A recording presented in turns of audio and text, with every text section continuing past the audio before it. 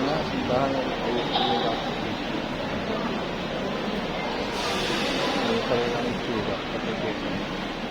Ang ikasyam na istasyon, ang pagbuhat kay Jesus at pagkapako sa krus.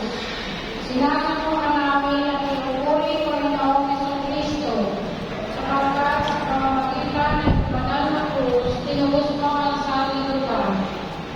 Pagdating sa lugar na tinatawag na Golgotha, nangangahulugang Puwak ng Bungo, binigyan nila sa Jesus ng alak na inaluan ng ako.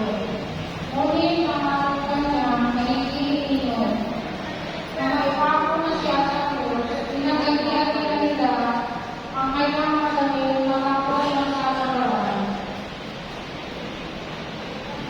Jesus, madalawang nilakan na daan papunta sa Kalbaryo, napasahan ng krus ng kasalanan ng tao.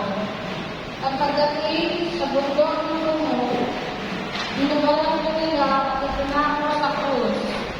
Naririnig at napabalitaan araw-araw ang maraming paglubat at pagpapako sa aming kapwa. Paglubat sa daan ng tao at walang awang pagpipili ng buhay. Buhay at daan sa pera at kayamanan. Pagkaroon nawa kami sa kalibangan ito ng aming panahon at masabing tama na ang lahat ng paglubat at pagpapako. Jesus, inubalan ka at pinako sa krus upang sabihan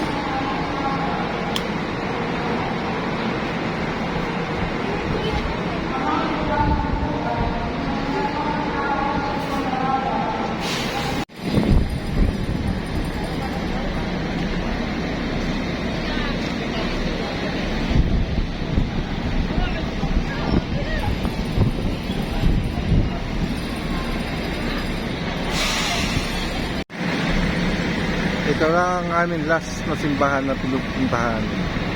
Napupuntahan pala. Maraming salamat po kayo sumibay sa aking YouTube channel, sa aking vlog, ng Bisita Iglesia. Hanggang dito lang. Maraming salamat sa inyo. Pagpalain kayo ni Lord. Amen. Bye-bye.